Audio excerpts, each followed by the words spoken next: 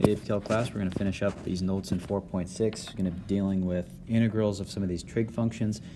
Now, again, I'm going to show you some of the ways that we can basically come up with these integrals with some trig identities, but for the most part, it's going to be better just to try to memorize some of the basic rules that we have down here.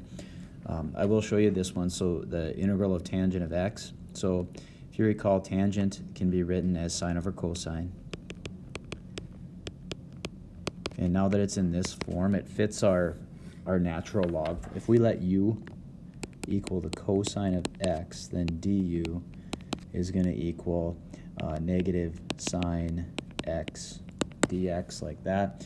And when we set it up that way, then we can say, okay, well then that negative, I'll just bring it out, and we can write this as the integral of 1 over u du, which means it's going to turn out to be negative ln of absolute value of u plus c, where we can substitute back in the cosine of x for u, and that is our. So on some of these integrals of these trig functions, you're going to notice that they have these ln's, and the reason is, we can see this because basically the derivative of the denominator is the numerator, or a small variation of that, and that's where we have the negative there. So that one's down here in our chart. The integral of tangent is negative ln cosine of u. With the chain rule, we'd say u there. So, okay, so or for any, whatever that function would be. Okay, I did work this one out. This is one that you just have to memorize it, because trying to work it out is actually more difficult than I think memorizing the formula. But you got to kind of pull a trig identity out of the blue here. But you have to kind of change this form a little bit, secant, and then if you multiply by secant plus tangent on the top and bottom, which is acceptable, it's an equivalent, same thing times the numerator denominator. We create something that's an expression that's in the form of a fraction, but in this case, then when I take the derivative of the denominator, I do get the numerator, which is kind of what we're looking to do. So when I simplify this, distribute the secant through there, I get secant squared plus secant tangent. So if I let u equal the denominator of secant of x plus tangent of x, the derivative of that, well, derivative secant, where was I, sorry. If we let u equal secant of x tangent of x, derivative of that is secant squared plus secant tangent, okay, and so therefore I can rewrite this as ln of secant x plus tangent x plus c, okay, and that's secant x plus tangent x, and then so right there, again, I would just probably refer to the formula on that one. Okay, so I do want to do this definite integral right here, and again, there's some trig identity work that we maybe want to take a look at.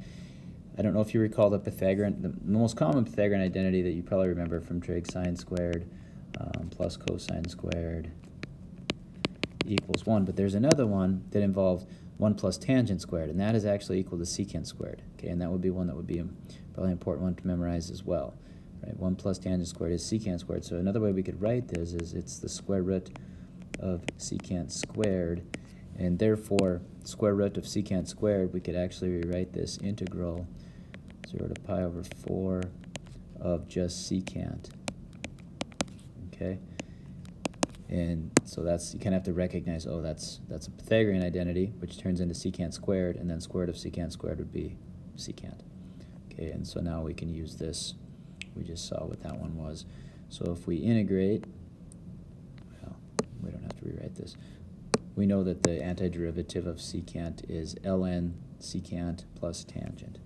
Okay, so that's going to be ln secant of x plus tangent of x, and we're going to evaluate that from 0 to pi over 4. Okay. So as we evaluate this, hopefully I have enough room here. So this is going to be, ln of secant pi over 4 plus tangent pi over 4, absolute value, and minus ln of secant of 0 plus tangent of 0. Okay, so there's what we have. Secant pi over 4. Now pi over 4 is a 45-degree angle, right? And it's the reciprocal of cosine. Cosine is 1 over root 2, so it would be root 2 over 1. So that would just be root 2 for that piece. We had ln of root 2, and then tangent of pi over 4 is going to be just 1 for that one. I'm going to use parentheses because those are both positive numbers. I know what we're going to have. There's positive. So it would be root 2, tangent of 45 degrees is 1, so I'd have that. Minus, and then here, so again, secant is the reciprocal of cosine, and so I know that the cosine of 0 is 1, and so the reciprocal of 1 is 1, so that would be 1. And then the tangent of 0, I know that that is 0, so it would just be ln of 1 there. And we talked about this yesterday, the ln, any log of 1 is always 0, because anything to the 0 power is 1.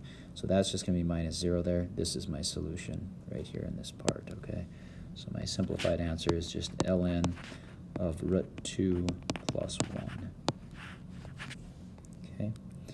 All right, example 8, we're going to do, it says find the average value. So remember, average value, 1 over b minus a, and then you've got your integral from whatever, 0 to pi over 4, and then of tangent. Okay, and 1 over b minus a, so that's going to be 1 over pi over 4, right? So that's what we have down here, 1 over pi over 4. And if, okay, let's do a side work. So if I have 1 over pi over 4, that's the same thing as saying 4 over pi, right? So that would be 4 over pi out here. Okay. And now we just saw, we figured this one out. The integral of tangent, that one was negative ln cosine of x. Okay. So we got 4 over pi, and then we've got times, it was negative ln of, and that one was cosine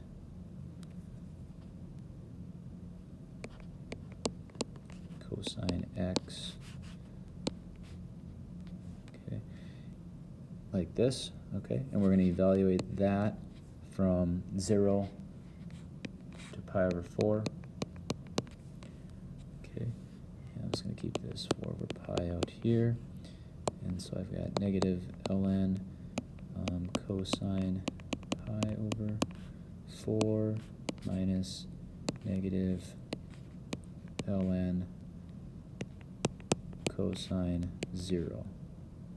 I guess we'll just go like this, but I know that's going to be a positive 1. So,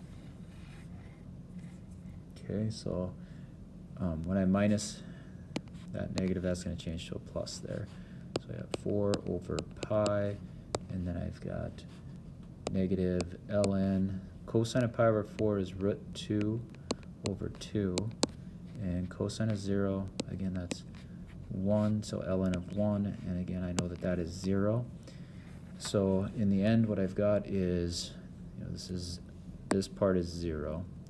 So I've got pi over, or 4 over pi times negative ln root 2 over 2. So I could just say negative 4 over pi times ln root 2 over 2, like that.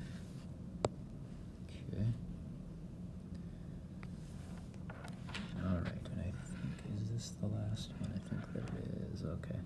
So this is a population growth problem, and so it's kind of set up as a, we would call this a differential equation, but well, if this is a rate, and they're asking us about, and it tells us that the initial population when t is 0 is 1,000, so that kind of tells us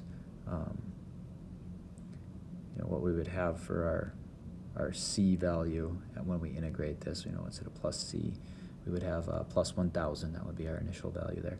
So we want to write down this differential equation right here, and then if we integrate it, then we can figure out a population, right? And we want to do this, find out when the population, when t is 3 days, okay. And then at that point, I think we're going to plug in 3 once we solve this for p, okay? All right, so let's set this up. So we have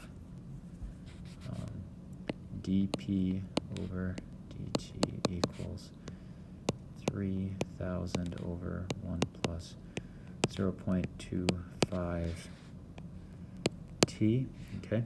And, you know, when we set this up as an integral, we'd probably write dp equals 3000 over 1 plus 0.25 t with the dt on this side, so that when we take the antiderivative of both sides like that, then we kind of have the right form over here. Okay, so as we do that, so then we're going to have p on this side, and when we do our antiderivative over here, I think we have to let u equal, because you can see there's this, you know, the degree of the denominator is one bigger than the numerator, and you've got like a binomial down here, so this is one where it's going to involve probably an ln in this case, right? So let's do, okay, so we're going to let u equal 1 plus 0.25 t, and so therefore du is going to equal 0.25 dt is what I would call that, right? And I don't have 0.25. I've got the, you know, the dt right here. Maybe I just solve this by, if I multiply by, if I divide by 0.25, which is the same as multiplying by 4, I'd have 4 du equals dt, right? And so now I could probably rewrite this expression as p equals, and of the 4 out there, and I'll have to pull the 3000 out there as well, right? So I'll have like 12,000 out here because the 4, and then this 3000, I'll pull both of those out, right? And then I'll have my integral of 1 over u du, which I know that's going to turn out to be an ln.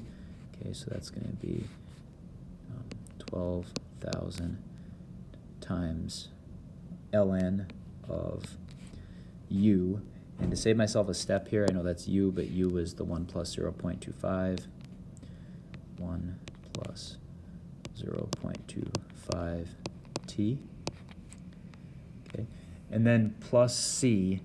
You know, my plus c, since they tell me the initial amount here is 1,000, I would put plus 1,000 on that.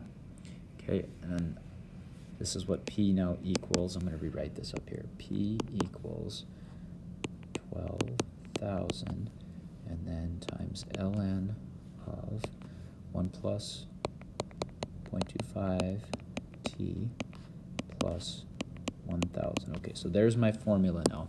Okay, I had to do a u substitution. You know, I integrated, did a u substitution, you know, came into the form of 1 over u du. So there I've got this. Now I'm supposed to plug in, it says find, write an equation against population anytime t, so that's what we did there. Find population when t is 3 days. So now we're going to put in a 3 for the t and solve this. And this is probably going to be one, if we want to get an actual amount, we'd probably just type this into our calculator. So you just type in 12,000 times ln of, it'd be, what, 1.75, and then plus 1,000 at the end. And I typed that in earlier, and I think you're going to see you get 7,715. And let's round to 3 decimal places, since that's what we would do on a calculator problem.